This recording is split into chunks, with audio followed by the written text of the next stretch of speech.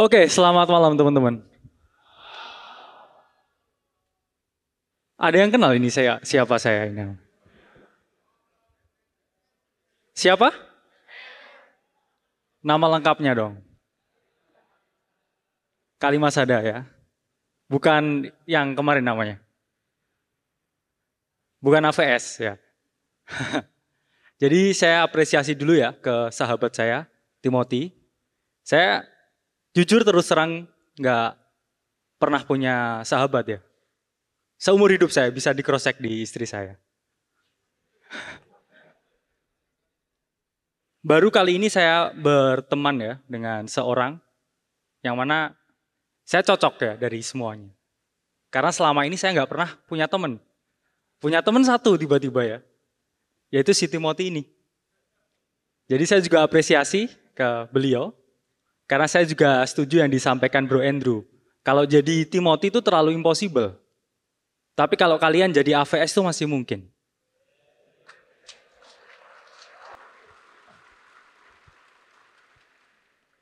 Jadi kita di sini langsung aja. Jadi tadi sudah disampaikan oleh Bro Timothy, bagus banget ya. Salah satu yang terbaik yang pernah saya dengar. Tapi nggak akan pernah kalian dengerin di sekolah, bahkan di kuliah. Saya sendiri juga dosen ya. Saya kadang juga nyelipin materi yang sama ya. Cuman mungkin kalau ketahuan juga dimarahin. Karena yang disampaikan Bro Timothy itu sangat real. Tapi kita semua nggak pernah dengar itu di manapun. Sehingga kita terbelenggu dalam suatu pikiran dan juga konsep tentang hal yang sangat penting ya, sangat fundamental, yaitu adalah uang.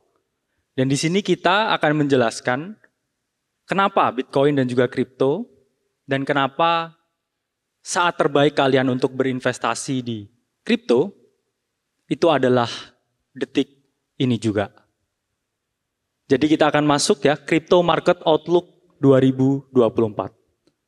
Next. Jadi kita nggak main tebak-tebakan, karena pada dasarnya tidak ada satupun orang di dunia ini yang bisa memprediksi market, tapi kita bereaksi dengan apa yang mungkin terjadi. Karena seperti yang disampaikan tadi ya, timing the market is a full scheme. Jadi teman-teman harus memahami yang dilakukan adalah terus beli ya, seperti yang disampaikan Bro Andrew tadi. Terus beli, jualnya kapan? Ya nanti kapan-kapan jualnya ya. Tapi di 2024 ini saya akan jelaskan ya dengan spesifik apa yang mungkin akan terjadi di 2024. Next. Di sini kita akan menjelaskan ada 4 outlook utama, 4 tema global yang sangat penting di market kripto. Pertama ya, kita prediksi Bitcoin Spot ETF approval. Di sini ada yang rajin nonton margin call?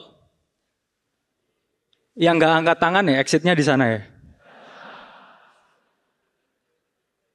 Oke, jangan lupa like dan juga share juga ya konten kita supaya teman-teman bisa semakin banyak ya dapat insight. Yang mana di-approve ya 10 Januari. Kita pun juga prediksi Bitcoin ke 47.000. Kejadian nggak?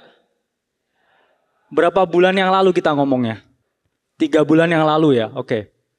Kedua, perusahaan terbesar di dunia yaitu Apple meluncurkan Apple Vision Pro di 2 Februari 2024. Yang mana CEO-nya ya, Tim Cook, menjelaskan the era of spatial computing is here. Itu kalian dengar pertama kali di mana? Spatial computing. Di margin call. Itu berapa bulan yang lalu kita bilangnya? 2 bulan yang lalu ya, Oktober ya, 2-3 bulan lalu. Kejadian nggak? Oke, kejadian.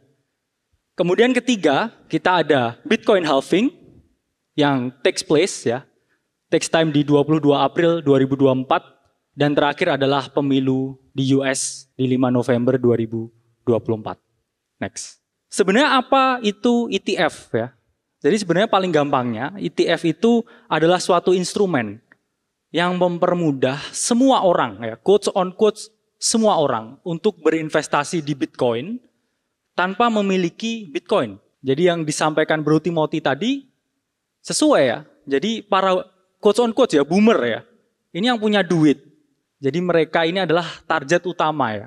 Karena ya sorry to say ya, kita generasi Z dan milenial, buying powernya itu pasti tidak sebesar para generasi sebelumnya. Next. Yang mana di sini ETF itu akan melibatkan 3 pihak, yaitu exchange, market maker, dan juga financial institution yang mencanangkan ETF-nya. Jadi ada banyak sekali ya financial institution yang berlomba-lomba, yang mana salah satunya yang paling besar adalah BlackRock, dan mereka listing ya ETF mereka. Tapi faktanya ya, tidak semua ya ETF ya, kurang lebih 11 itu akan stay, karena pasti ada 1-2 yang tidak akan stay ya, karena masalah likuiditas dan lain sebagainya. Next. Tadi udah disampaikan oleh Bro Timothy, jadi ini adalah perbandingan chart gold dan juga Bitcoin, yang mana kita bisa bilang Bitcoin itu adalah digital gold. Di mana di tahun 2004, ketika gold, ETF-nya di-approve, 8 tahun itu gold itu naik terus. Nilainya selalu meningkat, sampai 200%. Dan setelah approval ETF, per hari ini pun gold ya naik 300-400%. Yang mana kalau kita tarik garis ya Bitcoin sebagai the new of digital gold, itu kita mempunyai ya masa yang sangat panjang. Ini saya terlalu kecil sebenarnya tarik garisnya. Sebenarnya bisa naik lebih tinggi lagi, tapi ya saya nggak mau dibilang halu ya. Jadi kita yang konservatif aja.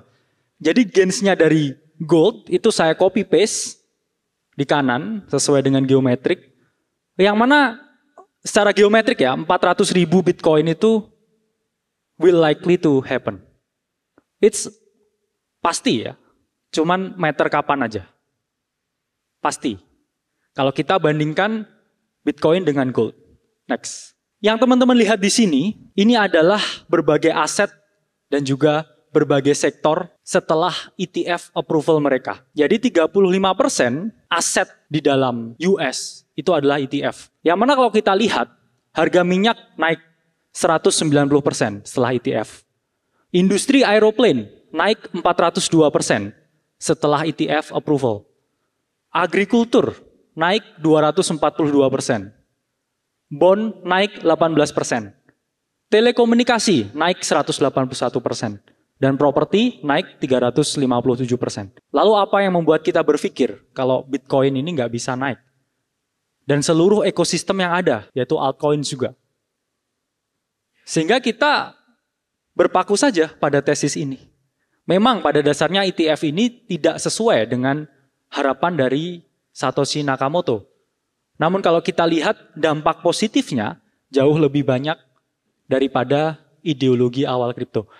Sehingga ini pun akan membawa dampak positif berupa regulator dan juga regulasi tentang kripto yang jelas. Karena itu yang kita harapkan untuk meningkatkan adopsi kripto di Indonesia. Next.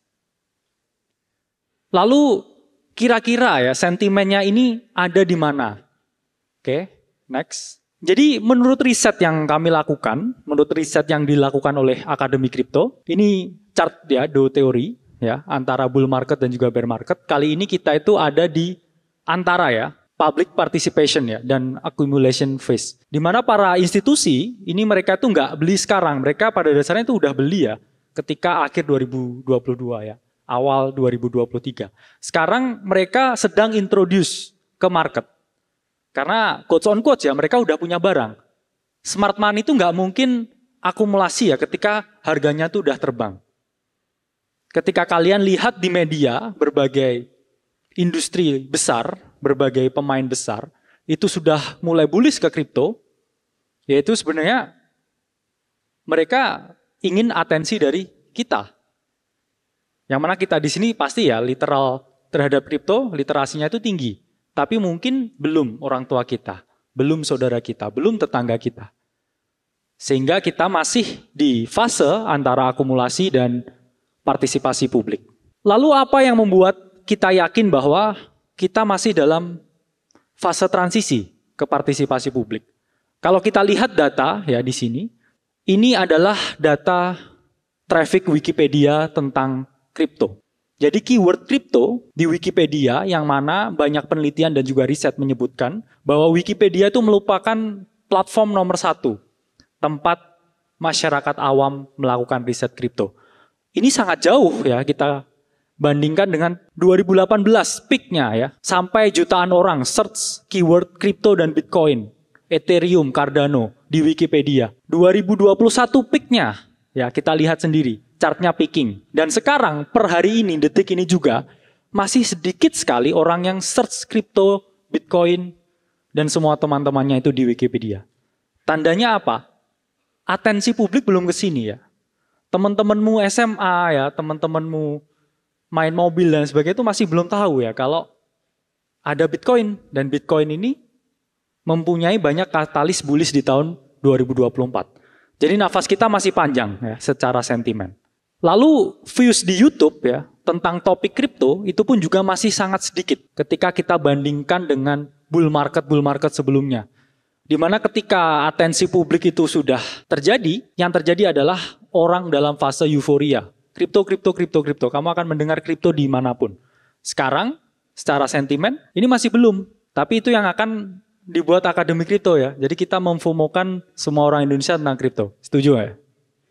Setuju. Buat apa? Cari exit liquidity? Enggak ya? Next. Yang teman-teman lihat di sini, ini adalah salah satu chart yang terkenal, yaitu adalah stock to flow model yang dibuat ya oleh Plan B, di mana stok itu adalah persediaan dari komoditas yang diamati, yaitu adalah Bitcoin. Dan flow itu adalah berapa banyak Bitcoin yang akan hadir setiap tahunnya. Di mana di sini itu hampir dipastikan Bitcoin itu 100.000. Hanya dengan chart ini. Hanya dengan stock to flow model, itu Bitcoin itu pasti ke 100.000. Cuman pertanyaannya kapan? Berarti kan kalau teman-teman beli di harga sekarang, ya teman-teman tunggu pun ya pasti untung ya. Karena ini adalah data dari algoritma di market. 100.000 itu pasti. Bahkan kalau ini ditarik ke atas terus itu sampai 1 juta US dollar. Ya tapi kita main game yang moderate aja lah ya. 100.000. Oke. Berarti ini adalah tinggal tunggu kapan. Next. Oke, kedua kita akan membahas mengenai Apple Vision Pro dan juga perusahaan Apple in general. Karena kita tahu ya, Tim Cook adalah seorang yang sangat bullish terhadap Bitcoin dan juga Ethereum. Bahkan beliau secara pribadi mengakui kalau memegang kedua aset tersebut. Next. Kita udah tahu ya, dulu di era 2021 akhir, teman-teman pasti dengar kata metaverse. Yang mana salah satu juga perusahaan terbesar di dunia, yaitu adalah Facebook, sekarang jadi Meta, mengungkapkan bahwa mereka rebrand perusahaan mereka menjadi Meta. Yang mana hal tersebut membawa banyak sekali katalis positif ke dunia cryptocurrency. Terutama para project-project Web3 yang membangun metaverse.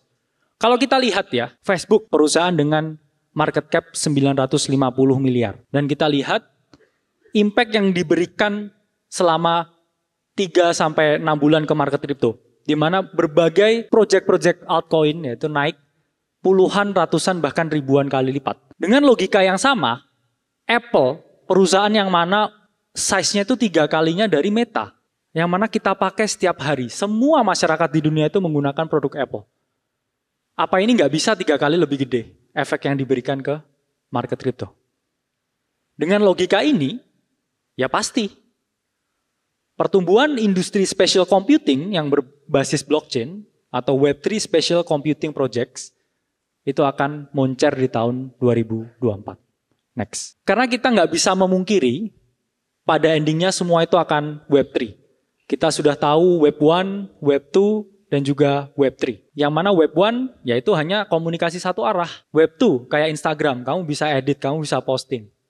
Sementara Web 3 ini lebih dari itu. Di mana kita secara penuh memegang kendali atas data kita sendiri. Yang mana itu masih menjadi kendala di Web 2. Datanya sangat tersentralisasi. Sehingga teman-teman tahu juga ya ada kasus ya Mark Zuckerberg. Beliau ini secara terbukti menggunakan data konsumen ya untuk kebutuhan perusahaan. Yang mana itu sebenarnya tidak tepat ya secara etika. Dan pasti ya akan ada transisi dari Web 2 ke Web 3. Dan di sini kalau kita lihat ya Chrome ya itu udah diganti ya dengan decentralized browser. Kemudian PayPal ya diganti dengan MetaMask dan lain sebagainya. Kita akan melihat perubahan ini cepat atau lambat akan terjadi. Next. Oke, kita ngomongin special computing. Kira-kira apa aja yang dibahas di special computing? Sebenarnya ketika kita ngomongin special computing itu ada 3 sektor blok yang kita omongkan di sini. Di kripto. Pertama itu adalah cloud computing, yang mana memiliki market value 13 miliar US dollar. Kemudian metaverse, yang mana memiliki 7 billion US dollar.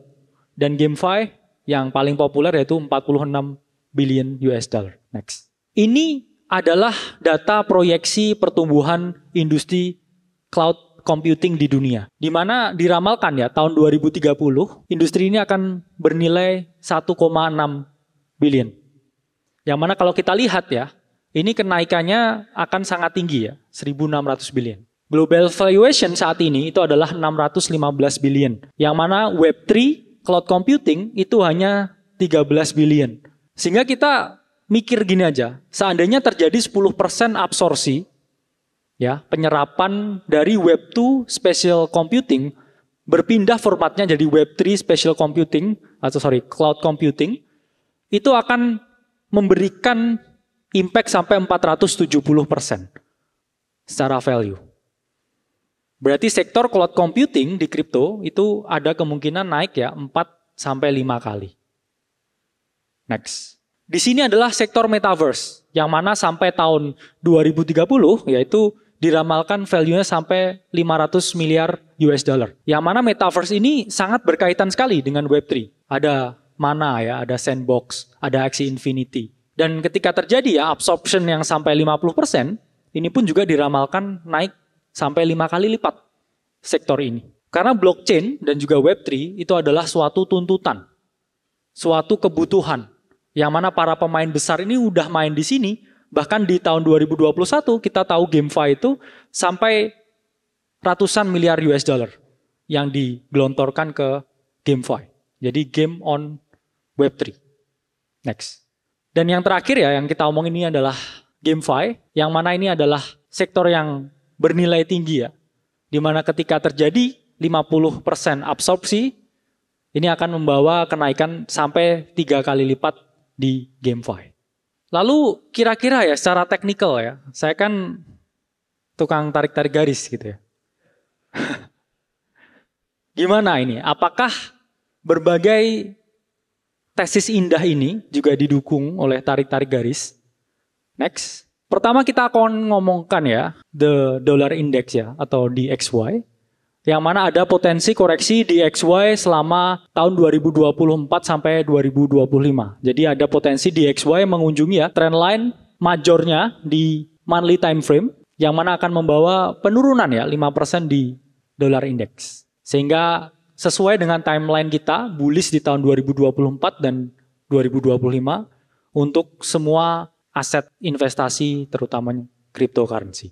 Next. Selanjutnya kita membahas ya Bitcoin dominance yang mana merupakan indeks ya dan juga chart yang menunjukkan seberapa besar dominansi dari Bitcoin dibandingkan aset lain yang mana ini adalah altcoin. Di mana teman-teman lihat ya ini adalah picture yang kita sajikan ya di webinar di akhir tahun 2023 di mana kita memprediksi dominance akan turun karena monthly chartnya ada possible retap ya rejection. Selama tahun 2024 ya kita meramalkan ya, akan terjadi penurunan 25% sampai 30% untuk Bitcoin dominance yang pasti membawa impact positif ke berbagai project altcoins yang ada di market crypto. Next. Dan kita juga memprediksi harga Ethereum yang mana dari prediksi awal kita sudah naik 52% dan sekarang Ethereum juga sudah mau ke 3.000 harganya. Dan di sini ini kita lihat ya fraktal dari Ethereum. Ketika Ethereum terjadi monthly golden cross, ya Ethereum tuh naik 22 kali lipat. Tapi secara geometrik kalau kita copy and paste, sekarang juga terjadi lagi monthly golden cross. Ini akan membawa ETH at least ya naik 185% dari titik sekarang. Sehingga Ethereum ya sangat dominance juga ya, dibandingkan teman-teman cari project-project yang lain. Karena kalau Bitcoin itu indeks keseluruhan kripto ya, kalau Ethereum itu adalah indeks dari keseluruhan altcoin. Karena banyak altcoin dibangun di network dari Ethereum. Next. Kemudian di sini ada total 3 ya, yang mana dari prediksi awal kita naik 57%, kita bakal prediksi total 3 ke 650 billion. Yang mana itu align juga ya dengan apa yang kita sampaikan ya, dominance turun, total 3 naik. dan juga Ethereum juga naik. Itu akan membawa altcoin season atau alt season selama tahun 2024. Next. Oke, kita udah ngomongin spatial computing. Masa cuma spatial computing 1 tahun ini? Apakah tidak ada naratif lain selain spatial computing? Jadi secara resmi kita membuat guideline dan juga timeline dari masing-masing naratif yang ada.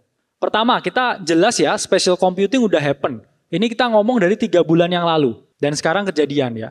Tim Cook meluncurkan Apple Vision Pro. Yang mana dari Q1 ya, sampai Q2, ini kita pasti akan ngomongin spatial computing. Kita juga alerting ya, AI. Dan sekarang banyak ya project AI yang naik. Banyak nggak sekarang? Banyak ya, ada AI ya, XAI dan lain sebagainya. Itu sudah kita prediksi tahun lalu. Ya ini buatnya tahun lalu. Ada yang ikut webinarnya ini? Ikut? Oke. Jadi AI dan spatial computing itu akan jadi narasi di awal tahun 2024. Kenapa AI? Karena Microsoft sebagai perusahaan penyokong AI terbesar itu akan meningkatkan produksi mereka terhadap produk-produk AI. Sehingga mereka lagi menekankan pendapatan mereka di sektor AI di tahun 2024 Q1. Kemudian kita akan ngomongin real world asset ya, atau RWA yang possibly happens ya, Q2 sampai Q3, yang mana sektor ini adalah sektor utama yang diincar BlackRock, perusahaan pengelola dana terbesar di dunia. Karena mereka menganggap bahwa tokenisasi itu adalah masa depan. Yang mana BlackRock ini pasti menjadi pemain utama di sektor RWA. Lalu kemudian kita ada juga ya CBDC di Q3 sampai Q4. Yaitu adalah Central Bank Digital Currency. Di mana CBDC itu adalah bank sentral yang mengeluarkan kripto. Intinya seperti itu. Di mana di Indonesia juga ada ya sekarang Project Garuda. Yang mana pasti secara teknologi mereka membutuhkan berbagai perusahaan-perusahaan Web3 ini untuk menjalankan sistem decentralized ekonominya. Dan kita tahu ya, kenapa kok Q3 sama Q4? Karena hampir semua negara di dunia, Singapura, kemudian Eropa, kemudian berbagai negara-negara lain di Asia ya, Jepang, Korea, itu deadline-nya mereka launch CBDC itu adalah akhir tahun 2024. Sehingga banyak sekali koin-koin yang quotes on quotes ya mengusung naratif CBDC ini bisa naik di akhir tahun 2024. Apa aja koinnya kalau yang CBDC? Oh. Oke, yang mana CBDC ya, RWA ya, Artificial Intelligence, Spatial Computing, ini membawa eksploitasi data yang sangat besar terhadap penggunanya.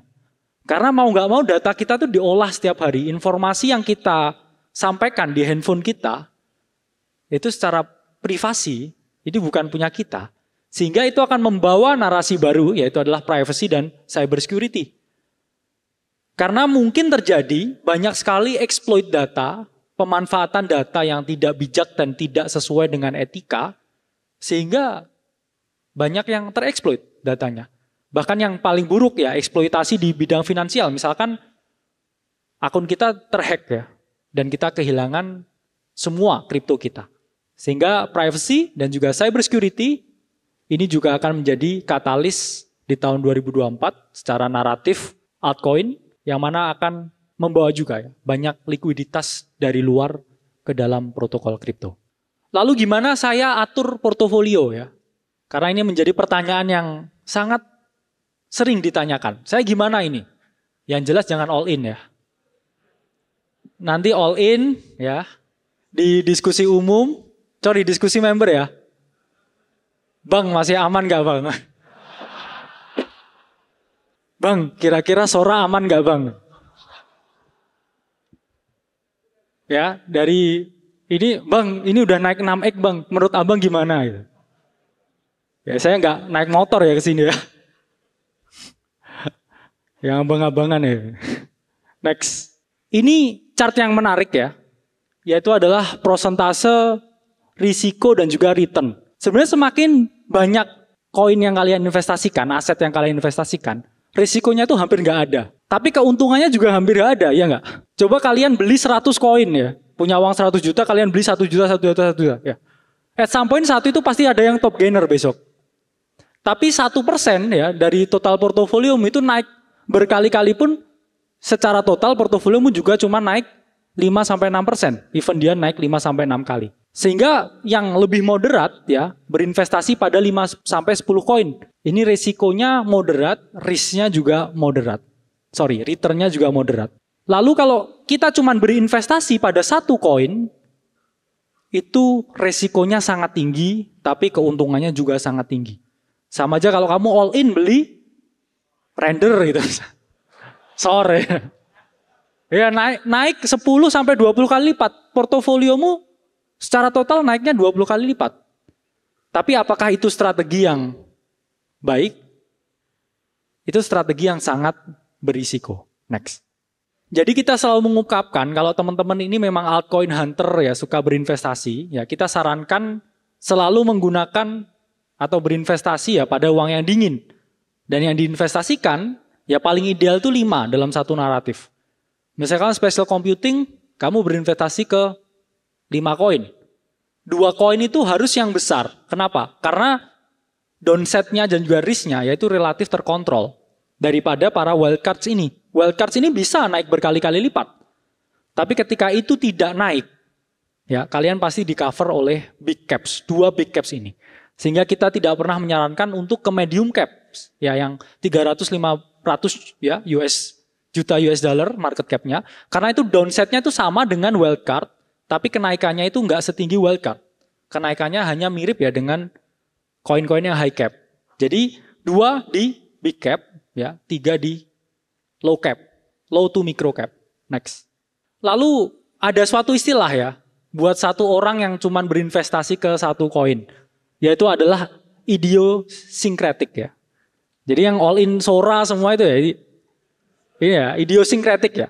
Tapi pertanyaannya kalau all in-nya ke Bitcoin itu gimana? Apakah boleh saya all in ke Bitcoin? Next. Ini ada protokol ya, namanya Nakamoto Portfolio. Di mana di sini dijelaskan, ini ada 5 traditional asset ya, yaitu adalah bonds ya, long term bonds, kemudian commodity yaitu adalah gold, kemudian ada juga ya mutual funds, dan yang terakhir adalah Bitcoin. Jadi setelah model ini keluar, hanya dengan memiliki 10% ya Bitcoin dari total portofolio kita, ini ada kenaikan 268% dari total portofolio kita. Dan itu hanya 10%. Jadi teman-teman nggak apa-apa ya punya saham, ya punya obligasi, ya. Misalkan punya bahkan memegang mata uang asing tertentu. Tapi ketika itu ada 10%-nya Bitcoin, itu secara statistik terbukti menaikkan total portofolio sampai 268%. Lalu pertanyaan kenapa nggak semua Bitcoin? Karena kadang memang ya teman-teman ini quotes on quotes ya, kadang jadi bajing lompat itu capek juga ya kan. Kadang juga salah, kadang miss hari-hari terbaik, kadang nggak tahu naratifnya apa. Sehingga bagi pemula berinvestasi pada Bitcoin, yaitu adalah jalan kemenangan. Jalan satu-satunya yang bisa teman-teman raih untuk bisa exponentially growth capital kalian secara aman. Karena lebih nggak aman kalau nggak punya Bitcoin sebenarnya. Jadi teman-teman ya yang memiliki beberapa koleksi altcoin, tetap at least 10% di Bitcoin. Karena kalau emang altcoin kalian FDAP ya at least Bitcoin bisa jaga portofolionya. Karena itu jaminan naik ketika cycle crypto ini naik. Jadi menurut teori klasik ya dari John Bogle, ya ini kan 60-40, ya itu kan biasanya 60 saham, 40 itu adalah obligasi. Tapi kalau kita ini crypto bros ya, crypto boys, 60%-nya ini Bitcoin, 40%-nya ini adalah Ethereum. Ini adalah jaminan kalian tuh bisa grow uang kalian tanpa kalian pusing-pusing. Kenapa kalau 60%-nya Bitcoin, 40%-nya itu adalah Ethereum? Next. Ini di kiri, ini adalah pertumbuhan nilai dari Bitcoin dan Ethereum ya dalam 1 tahun. Ya. Dan kanan ini adalah Bitcoin dan Ethereum all time chart. Kalian memang masih mau cari-cari lagi koin-koin lain. Karena 80% ya itu di-build di jaringannya Ethereum. Daripada kita cari-cari koin yang lain, ya mending kita invest di Ethereum. Pertama kali kita buat call Ethereum itu udah naik 52%. Soon ke 3.000. Dikit lagi ke 3.000 ya. Ini retest ke 2.400, 300 ya. Soon ke 3.000. Kamu yakin bisa mengalahkan Ethereum dan Bitcoin? Saya rasa pasti enggak ya. beli di Bitcoin dan Ethereum itu adalah jaminan teman-teman punya risk yang sangat terukur ketika memasuki kripto. Next. Oke, selanjutnya kita akan membahas ya Bitcoin halving yang mana merupakan event 4 tahunan di kripto yang terbukti rhyme dengan cycle kenaikan harga dari Bitcoin. Next. Jadi skemanya dari Bitcoin halving itu seperti ini ya. Reward dari penambang itu selalu dipotong 50% di setiap halvingnya. Yang mana ini menyebabkan deflasi dan terjadi supply shock karena Bitcoin ini jumlahnya maksimal hanya 21 juta. Tapi yang ada di pasar itu semakin sedikit. Setiap 4 tahun semakin sedikit. Sehingga otomatis secara hukum ekonomi ini akan meningkatkan permintaan sehingga meningkatkan harga dari Bitcoin. Next. Ini chart ya dari Yasir 2023 bahwa awalnya ya Satoshi Nakamoto itu ketika menambang Bitcoin ya blok pertama itu rewardnya ya 50 Bitcoin. Kemudian setiap halving jadi 25 ya. Kemudian jadi 12,5. Jadi 6,25. Yang mana ini akan berhenti di tahun 2140. Lalu pertanyaannya apakah yang nambang-nambang ini di tahun 2140 nggak bisa cuan lagi ya? Jawabannya bisa karena mereka menjadi validator dari transaksi Bitcoin. Malah bisa jadi lebih kaya ketika semua negara itu udah melek ya dengan Bitcoin. Sehingga Bitcoin ini menjadi salah satu aset yang berharga di dunia. Sehingga para penambang ini juga tetap akan memperoleh keuntungan ya. Jadi validator transaksi dari Bitcoin itu sendiri. Next. Karena halving ini kan kaitan erat ya dengan miner ya. Gimana keadaan on-chain di miner saat ini?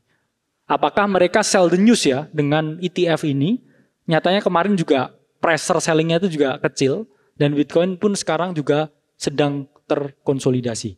Next. Ini yang teman-teman lihat ya. Ini adalah indikator miner supply flow to exchange. Ini adalah indikator yang utama untuk menandai mulainya bull market dan juga mulainya bear market. Kalau teman-teman lihat di sini ya, ketika miner ini ya quotes on quote sudah mulai memasukkan barang ke exchange, ini tandanya market Bitcoin itu akan jatuh.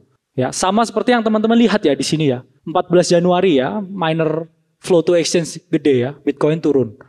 Kemudian ya, ini spiking yang paling gede ya di awal Januari ya 2022 ya. Yang terjadi apa? Bitcoin tanking down. Sementara yang teman-teman lihat sekarang, ini justru semakin menurun. Karena mereka tidak memasukkan barang ke dalam exchange untuk dijual.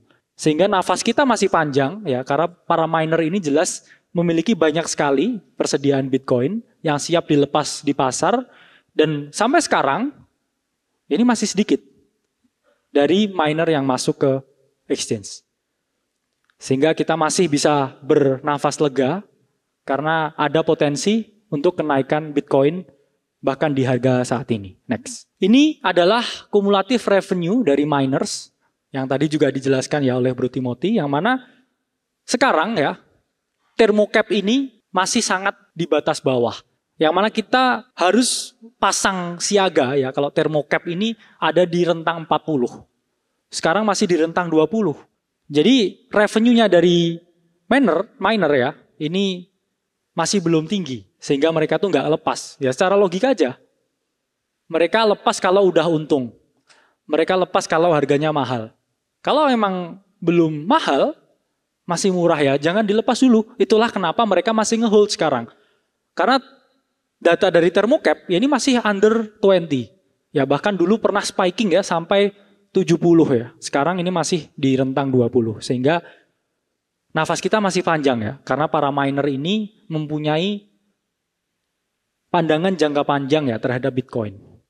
Next. Dan ini harga dari Bitcoin sendiri, secara ilmu tarik-tarik garis, 1 tahun sebelum halving itu selalu naik. 1 tahun ya, setelah halving juga naik terus.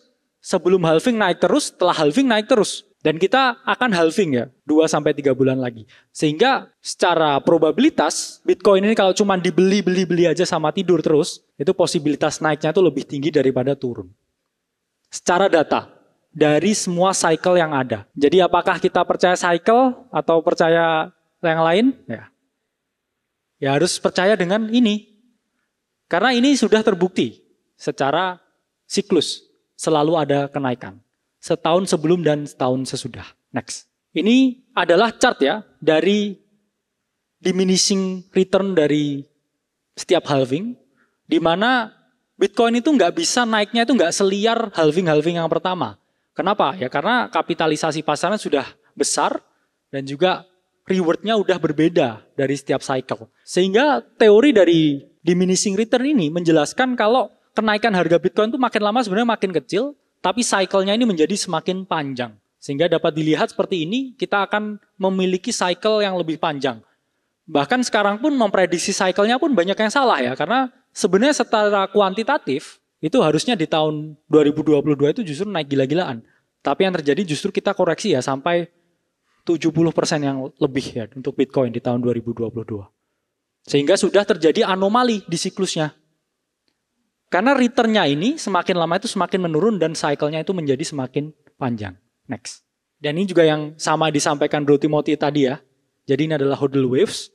Jadi orang yang udah pegang barang ya, yang paling gede ya, 10% orang yang punya Bitcoin yang banyak ini mereka justru udah sampai 10 tahun ini nggak aktif ya alamatnya. Karena mereka tidak berspekulasi jangka pendek. Sementara yang bawah ini ya para spekulan yang setiap hari keluar, masuk, keluar, masuk, keluar, masuk. Sehingga kamu mau lebih percaya mana? Orang yang punya uang Bitcoin lebih banyak atau cuman denger-dengerin informasi dari sosmed? Jual beli, habis itu nge-short, rugi, habis itu bingung. Ya mending dibuat beli Bitcoin terus kamu tunggu. Kamu split entry-nya ya, seperti borong Bitcoin itu langkah yang bijak ya. Itu adalah metode mean reversion namanya. Karena nggak ada satu orang pun di dunia ini yang bisa timing marketnya itu kapan bottom, kapan koreksi, kapan top.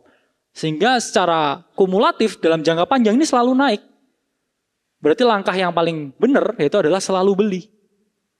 Di harga berapapun. Bahkan teman-teman ya ketika tarik garis dari harga all time high-nya di tahun 2021 akhir, tarik garis ya sampai 2022 akhir ya, ketika turun itu beli 1 juta setiap minggu, itu kamu bukannya minus 80% ya, tapi kamu malah plus 7%.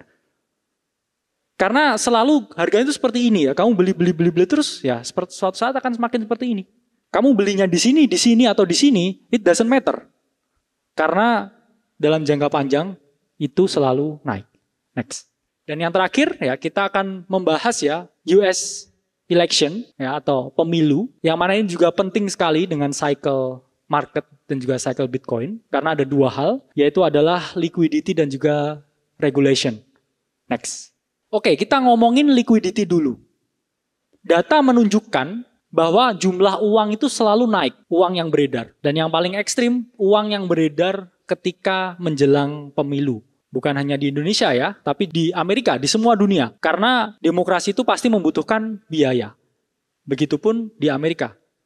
Jadi M1 money supply-nya itu selalu naik, selalu peaking ketika akan terjadi pemilu. Dan ini yang di kanan, ini adalah biaya total yang dibutuhkan untuk pemilu. Yang mana selalu meningkat ya, 2 kali lipat setiap pemilu.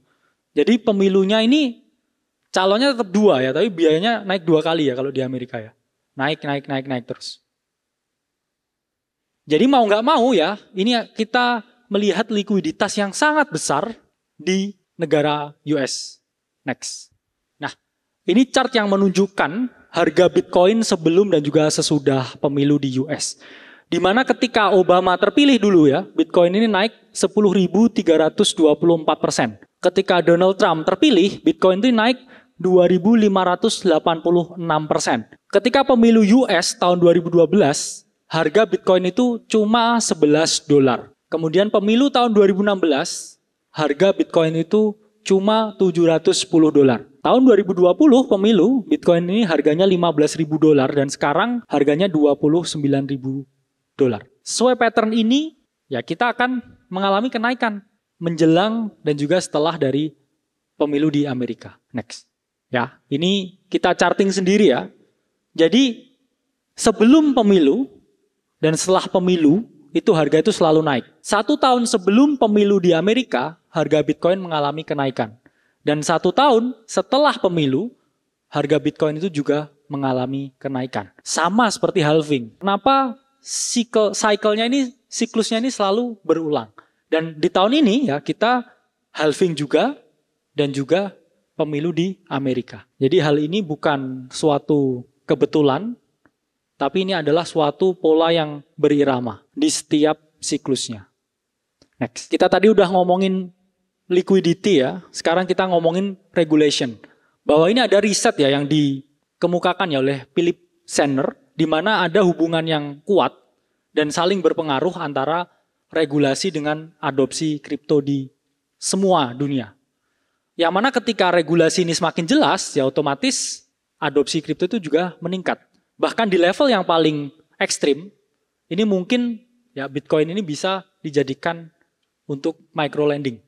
Jadi kita menghutangkan ya Bitcoin kita ya untuk memodali orang lain menggunakan Bitcoin. Ini sangat mungkin ketika regulasi ini jelas dan terang benderang. Sehingga perlu ya pemimpin yang pro terhadap kripto dan Bitcoin. Next. Oke, karena peran regulator ya ini sangat penting ya dalam adopsi kripto. Ya kita berharap ya nanti untuk di pemilu ini ya dipilihkan ya dengan pemimpin yang juga pro dengan Bitcoin dan juga kripto.